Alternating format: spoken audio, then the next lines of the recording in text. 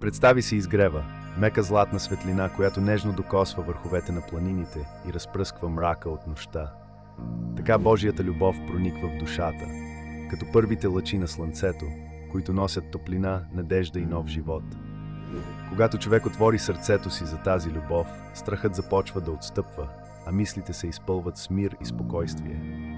Учителя Петър Дънов казва, че истинската любов носи хармония и вътрешна тишина, които преобразяват целия ни свят. Тя не осъжда, не наранява, не разделя хората, а ги обединява в едно цяло.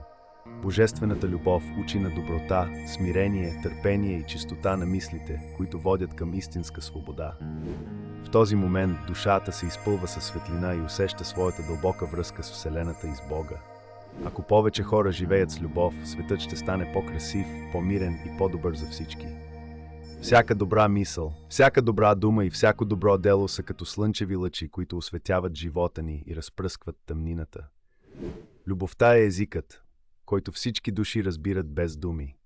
Там, където е любовта, там е и Бог, източникът на всяка светлина и живот. Нека всеки ден посрещаме изгрева на Божията любов в сърцето си и носим тази светлина наоколо, за да озарим света с доброта и мир.